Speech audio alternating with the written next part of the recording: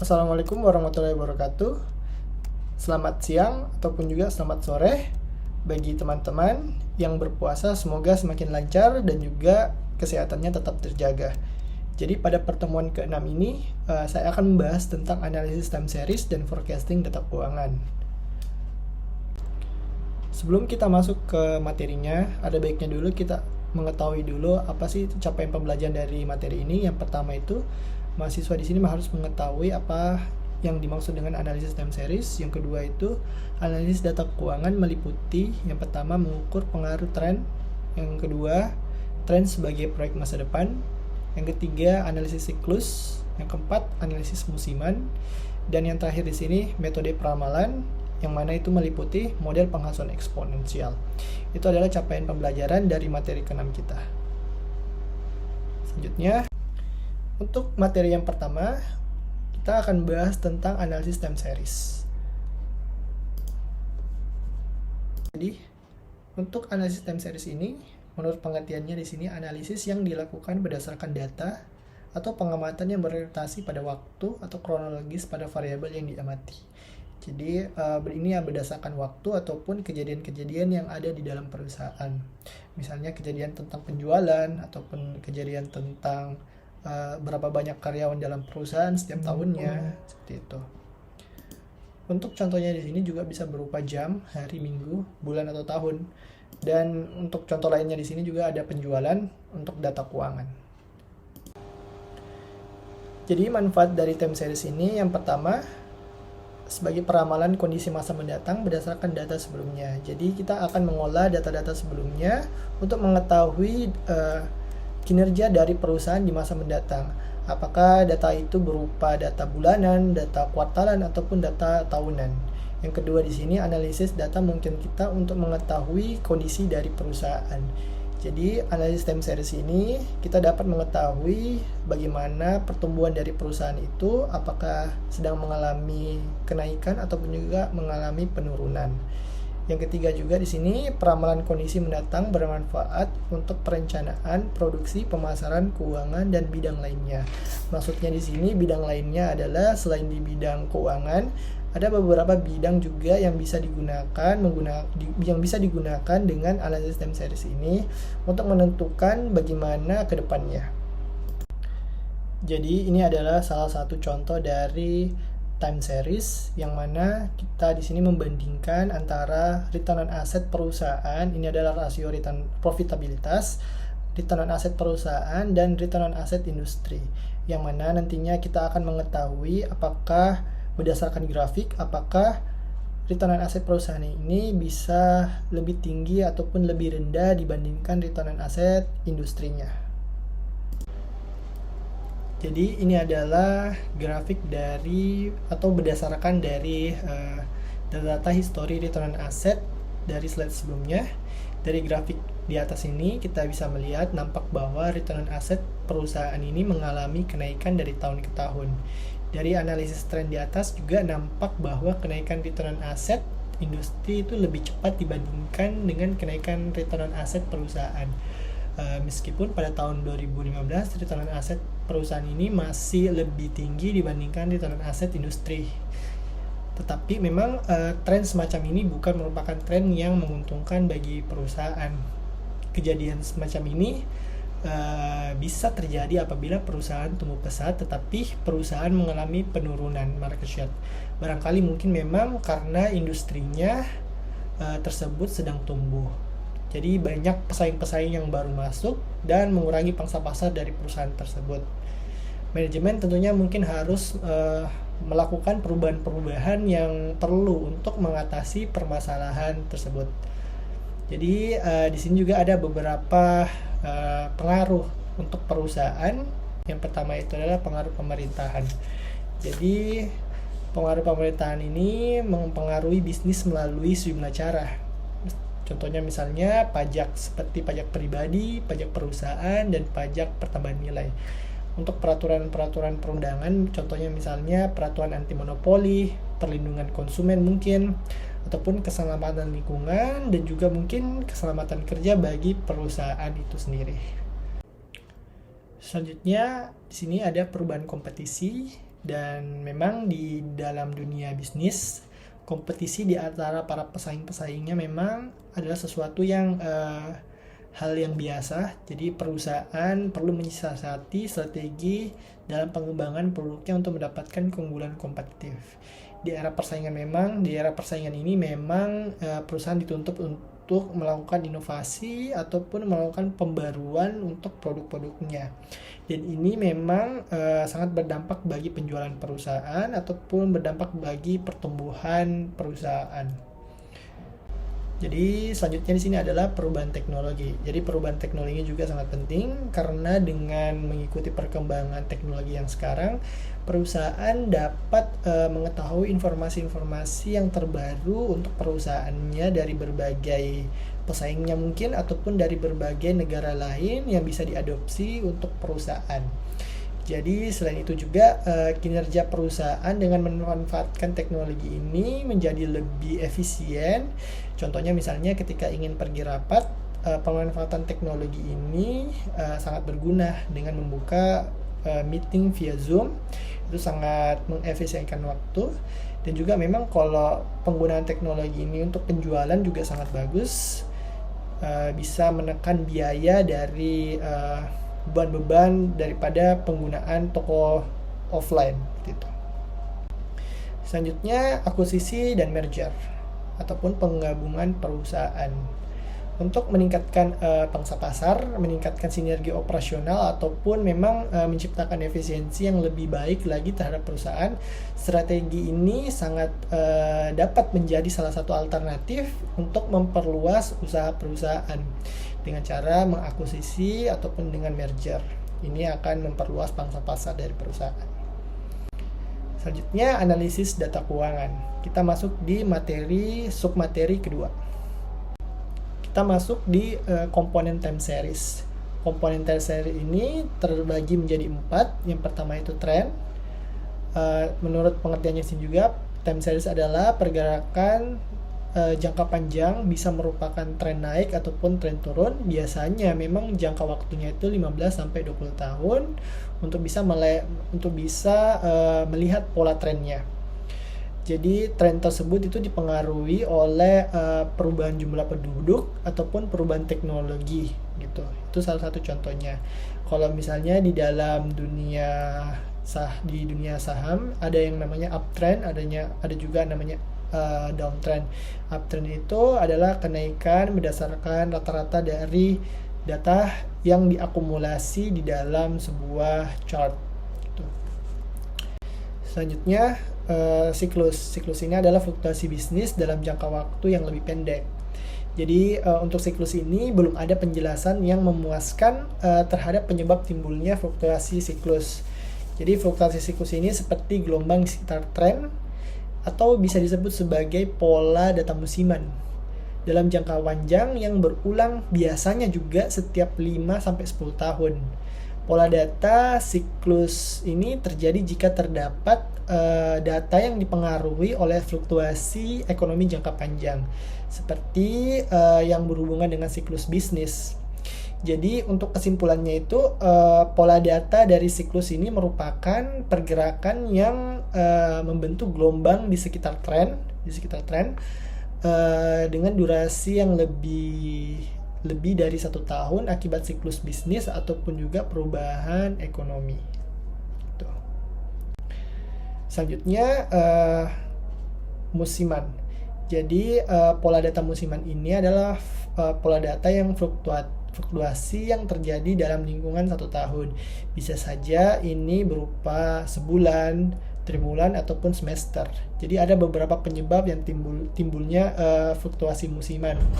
Yang pertama itu karena peristiwa tertentu, misalnya contohnya itu lebaran ataupun tahun baru. Contoh lainnya juga karena cuaca, misalnya hujan ataupun kemarau. Tuh. Selanjutnya pola data ketidakteraturan ataupun juga bisa disebut pola data horizontal. Jadi fluktuasi semacam ini disebabkan karena faktor-faktor yang muncul tidak teratur dengan jangka waktu yang pendek. Mungkin misalnya suatu perusahaan mengalami musibah karena salah satu gudangnya terbakar, maka data keuntungannya pada periode tersebut akan terpengaruh. Contoh lainnya juga seperti pada saat ini terjadi pandemik, itu juga akan mempengaruhi contohnya perusahaan dalam melakukan penjualan yang nantinya akan berpengaruh pada data keuangannya. Gitu. Selanjutnya bisa kita lihat di sini juga untuk mengukur pengaruh tren. Pengaruh tren ini diukur dengan beberapa cara. Yang pertama itu menggambar dengan tangan, bisa menggambar secara langsung. Tapi memang untuk menggambar secara langsung ini tidak akurat, dan memang ini menggambar dengan feeling.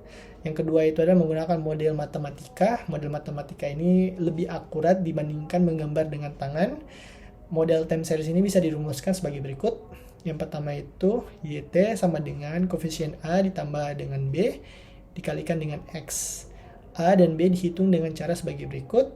A sama dengan Y dikurang koefisien B dikali dengan X. Untuk yang B-nya di sini sigma XY dikurang dengan jumlah dari data tiap kelompok mungkin dikalikan dengan rata-rata X dan rata-rata Y. Setelah itu dibagi dengan sigma X kuadrat dikurang jumlah data dikalikan dengan rata-rata periode kuadrat. Nah, untuk menghitung rata-rata kita bisa menggunakan rumus yang ini. Sigma Y dibagi dengan N untuk menghitung rata-rata Y. Untuk menghitung rata-rata X kita bisa menggunakan sigma X dibagi dengan N. Untuk keterangannya teman-teman bisa lihat di sini. Y sama dengan nilai berskala, koefisien A nilai tren pada tahun dasar, B rata-rata pertumbuhan nilai tren di tiap tahun, X variabel waktu ataupun periode, N jumlah data dari tiap kelompok. Seperti itu. Kita masuk di latihan soal.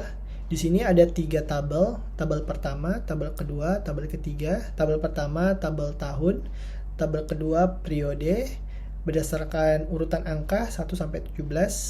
Karena di sini ada 17 periode, dan tabel ketiga di sini adalah tabel penjualan ataupun tabel Y. Nah, kita masukkan rumus dari slide sebelumnya. Ada koefisien B dan koefisien A. Setelah kita nanti dapat hasilnya, kita masukkan ke dalam persamaan. Kita masuk dulu di rumus B. Rumus B ini, yang paling pertama ini kita cari dulu sigma XY. Sigma XY ini didapat dari perkalian antara X dan Y. Saya perlihatkan dulu untuk hasilnya. Di sini hasil dari perkalian antara X dan Y. 1 dikali 224, 2 dikali 233, dan hasilnya di tabel keempat ini, sampai seterusnya di periode ke-17. Selanjutnya dikurangi dengan N, banyaknya jumlah data. Di sini di kolom kedua ada 17, maka kita masukkan 17 di sini. Selanjutnya kita kalikan dengan rata-rata X dan Y. Di sini kita bisa ambil rumusnya.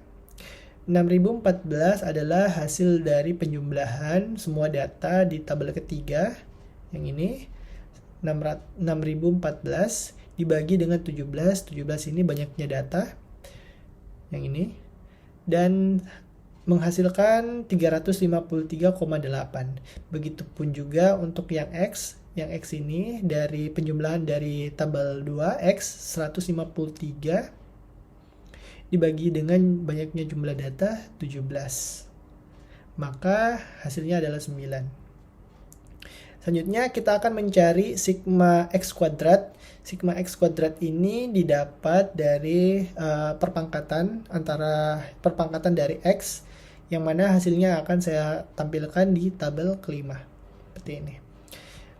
1 kuadrat sama dengan 1 juga. 2 kuadrat sama dengan 4, dan seterusnya. Tuh. Selanjutnya kita masukkan angka-angkanya ke dalam rumus koefisien B. Seperti ini.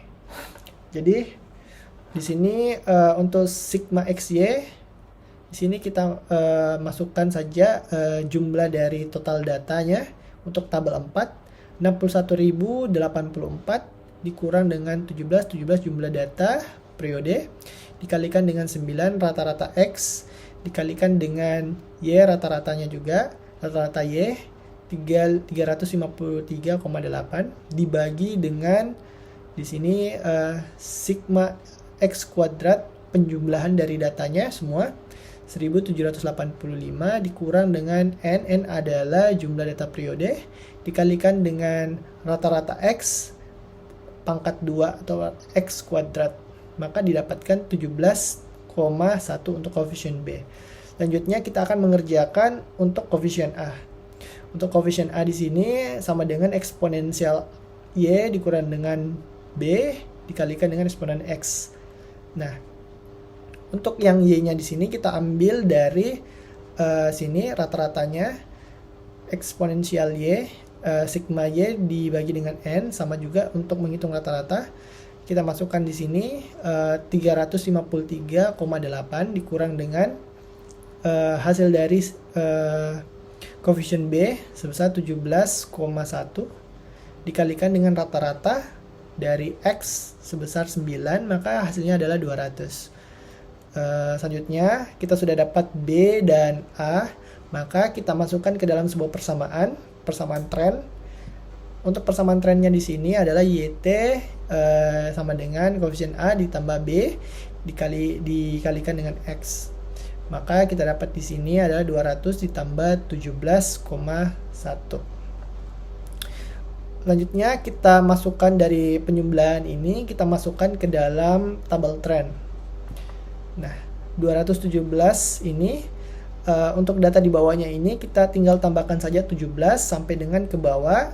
217 ditambah 17 maka hasilnya 234. 234 ditambah 17 maka hasilnya 251 sampai dengan tabel periode ke-17 2015 sebesar 490 ini.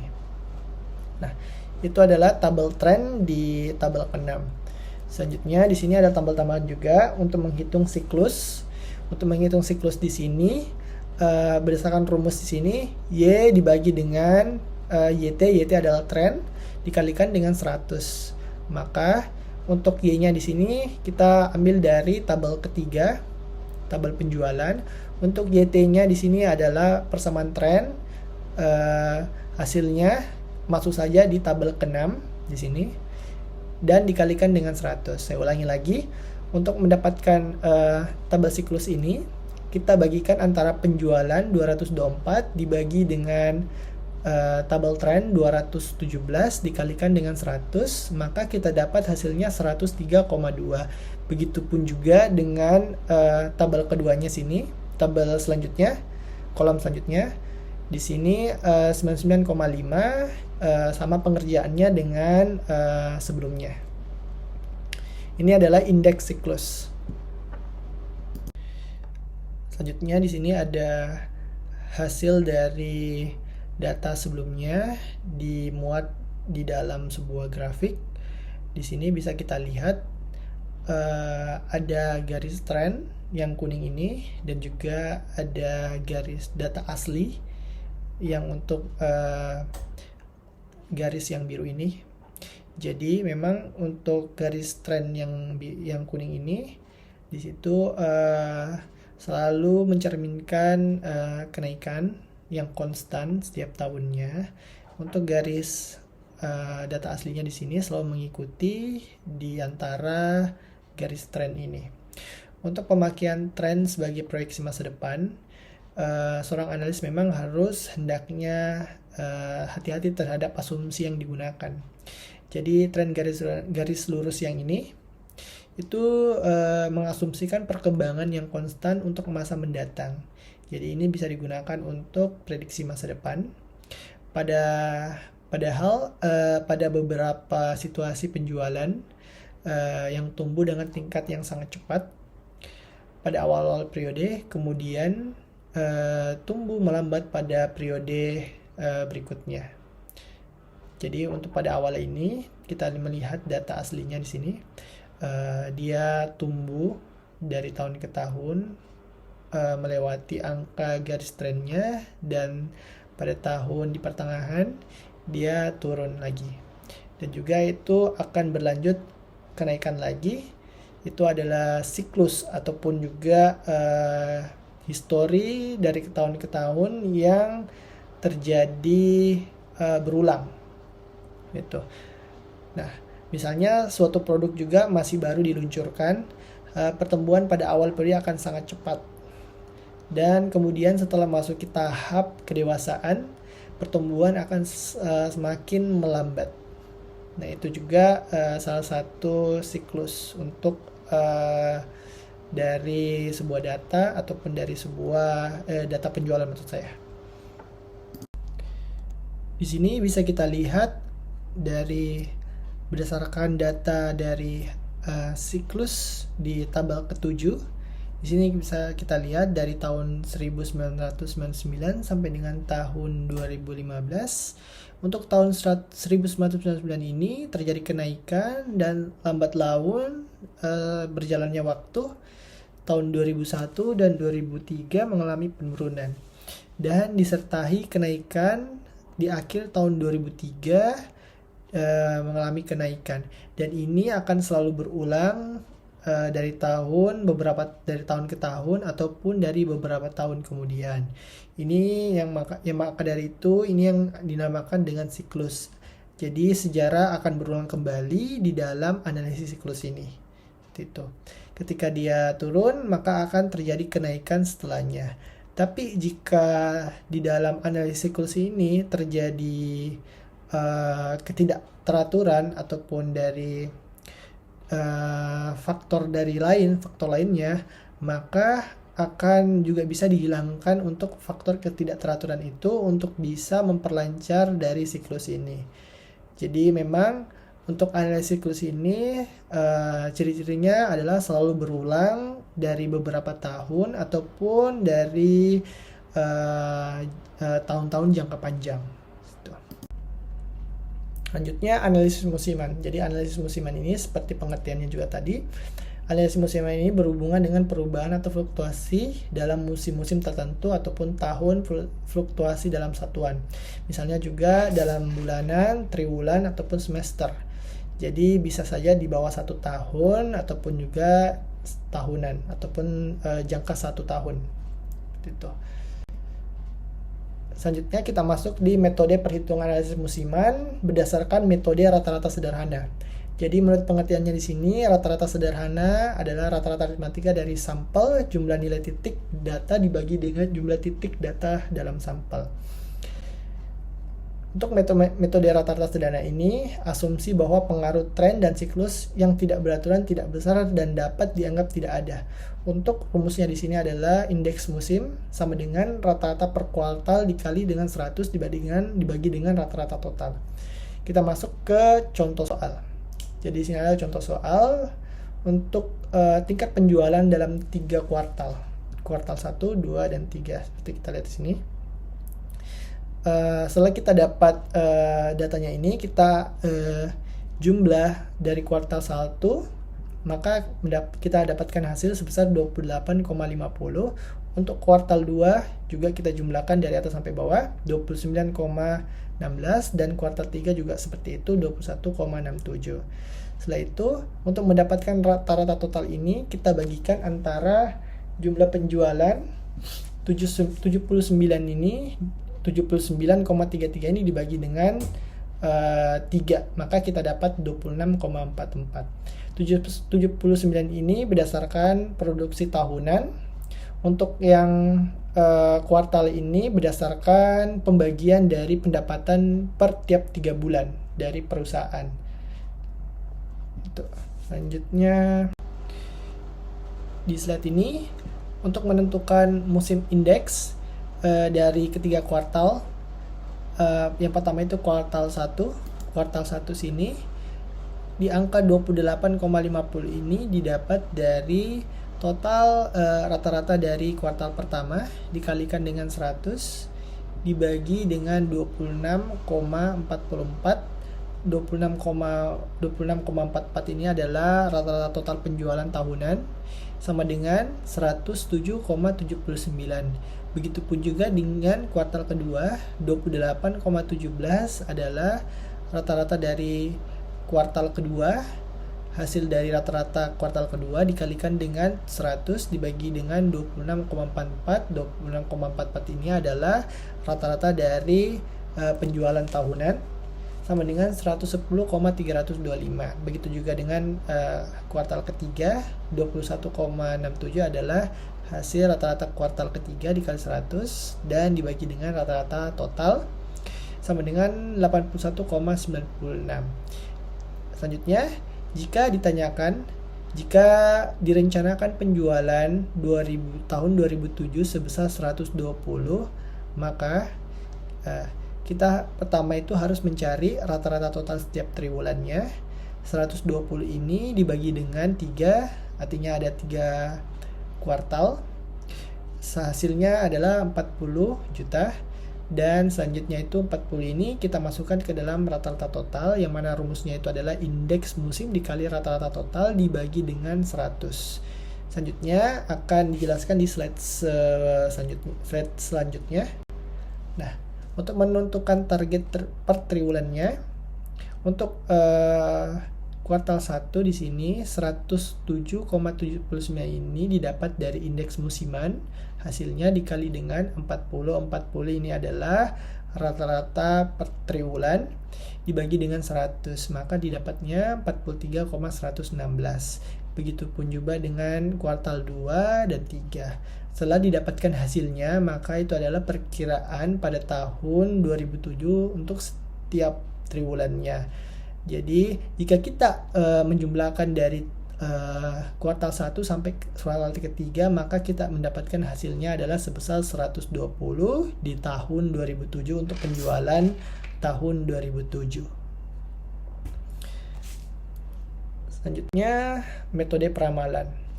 Jadi ini adalah submateri ketiga, dan ini adalah metode forecasting atau bisa disebut dengan metode peramalan. Jadi di dalam metode peramalan ini khususnya menggunakan metode exponential smoothing. Di sini menurut pengertiannya adalah suatu tipe teknik peramalan rata-rata bergerak yang melakukan penimbangan terhadap data massa lalu dengan cara eksponensial, sehingga data paling akhir mempunyai bobot atau timbangan yang lebih besar dari rata-rata bergerak.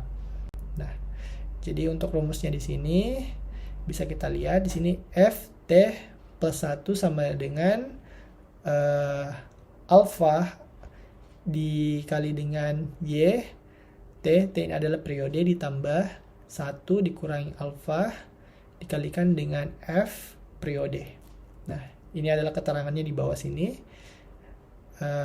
Bisa teman-teman lihat. Untuk khususnya untuk komponen dari alfa ini nanti ada rumus terpisahnya bagaimana kita mendapatkannya di slide selanjutnya. Jadi untuk mendapatkan alfa ini, untuk nilai konstanta, alfa ini adalah nilai konstanta, dapat ditentukan dengan cara trial dan error atau coba-coba, namun dapat juga menggunakan rumus di bawah ini. Alfa sama dengan 2 dibagi N ditambah 1. Alfa adalah nilai konstanta, N adalah jumlah periode waktu. Di sini contohnya bila data terdiri dari 9 bulan, maka alfa dapat diperoleh dengan menggunakan perhitungan sebagai berikut. Alfa 2 dibagi dengan N ditambah 1, alfa dibagi 2 dibagi 9 ditambah 1, maka hasilnya di sini adalah 0,21. Jadi kita menggunakan konstanta 0,21. Tapi teman-teman juga bisa langsung menggunakan angka tanpa harus menghitung ini dengan cara menentukan secara langsung angkanya. Tapi ada petunjuknya dari 0 sampai 1, antara 0 dan 1, tidak boleh lebih dari 1 ataupun di bawah 0. Selanjutnya di sini ada Contoh kasus, perusahaan A ingin mengetahui tingkat penjualan dalam periode 10 tahun berikut. Datanya adalah misalnya alfanya di sini, teman-teman bisa menggunakan semau teman-teman antara 0 sampai 1. Tidak boleh di bawah 0, tidak boleh lebih dari 1. Nah, di sini ada tahun penjualan, tahun pertama sampai dengan tahun 10. Untuk penjualannya di sini juga ada 34, 40, 35 sampai dengan 40. Nah, kita akan menghitung menggunakan metode exponential smoothing. Di sini kita menggunakan nilai konstansa alfanya sebesar 0,2 dan kita akan menghitung ataupun meramalkan dari penjualan pada periode-periode kedepannya. Di sini untuk F1 sama dengan Y1 sama dengan 34. Ini adalah dasar untuk forecasting untuk periode kedua. Di sini alfa Y1 sama dengan 1 dikurang alfa dikali dengan F1. Untuk alfanya di sini adalah 0,2. Untuk Y-nya di sini kita ambil pada data sebelumnya, yaitu Y1 sama dengan 34 ditambah dengan 0,8. 0,8 ini adalah pengurangan dari 1 dikurang 0,2 dikalikan dengan 34, maka hasilnya adalah 34 juga. Selanjutnya untuk forecasting yang ketiga, di sini alfa dikalikan dengan Y2 sama dengan 1 dikurang alfa dikalikan dengan F2. Untuk alfanya di sini 0,2, Y2-nya kita ambil dari hasil dari penjualan data sebelumnya ditambahkan dengan 0,8. Ini 0,8 diambil dari 1 dikurang dengan alfa. 34 untuk forecasting 2 ini didapat dari hasil forecasting sebelumnya yaitu 34, maka hasilnya 35,20. Selanjutnya untuk forecasting keempat juga sama dan sampai dengan forecasting yang diinginkan seperti itu. Selanjutnya di sini terdapat di tabel ketiga ini terdapat hasil dari forecasting mulai dari periode 1 sampai dengan periode ke-11. Jadi teman-teman untuk melakukan forecasting, teman-teman juga bisa langsung misalnya untuk menghitung forecasting dari periode ke-11 ini, teman-teman menggunakan data ke-10. Jadi begitupun juga misalnya contoh kita ingin meng-forecasting periode ke-5, maka kita menggunakan data dari periode ke-4 seperti itu. Oke. Jadi itulah tadi pemaparan tentang time series dan peramalan ataupun forecasting. Jadi selanjutnya teman-teman akan mengisi quiz di e-learning yang saya buatkan linknya di e-learning, dan saya sudahi untuk materi ke-6 ini. Apabila ada salah mohon dimaafkan. Wabillahi taufiq wal hidayah. Wassalamualaikum warahmatullahi wabarakatuh.